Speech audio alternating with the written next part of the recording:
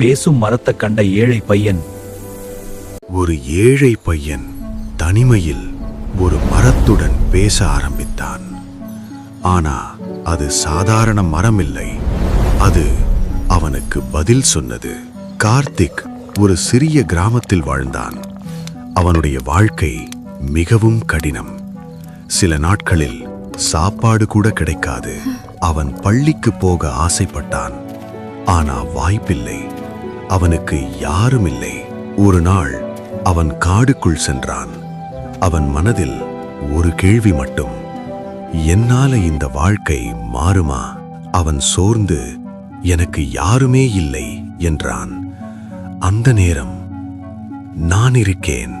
அவன் முதலில் பயந்தான், ஆனா அந்த குரலில் அன்பு இருந்தது. அவன் மெதுவாக நம்ப ஆரம்பித்தான். அந்த நாள் முதல் அந்த மரம் அவன் நண்பன்.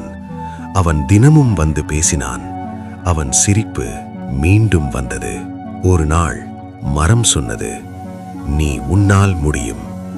இந்த மண்ணில் விதை நட்டு நீரூற்று, காத்திரு. அவன் கேட்டபடி செய்தான். நாள் கடந்தது. சின்ன விதை வாழ்க்கையை மாற்ற ஆரம்பித்தது. பசி மறைந்தது. அவன் வீட்டில் சிரிப்பு திரும்பி வந்தது. அவன் வாழ்க்கை மாறிவிட்டது. ஆனா ஒரு நாள் அந்த மரம் உலர ஆரம்பித்தது. நான் உன்னை உதவ வந்தேன், இப்போ நீயே உன்னால் வாழ முடியும். அவன் அழுதான். அவன் நண்பன் அவனை விட்டு போகிறான்.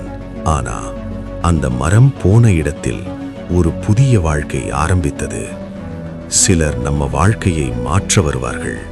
அவர்கள் போனாலும் அவர்கள் விதைத்த நம்பிக்கை எப்போதும் வளர்ந்து கொண்டே இருக்கும். லைக், ஷேர், சப்ஸ்கிரைப் பண்ண மறக்காதீங்க.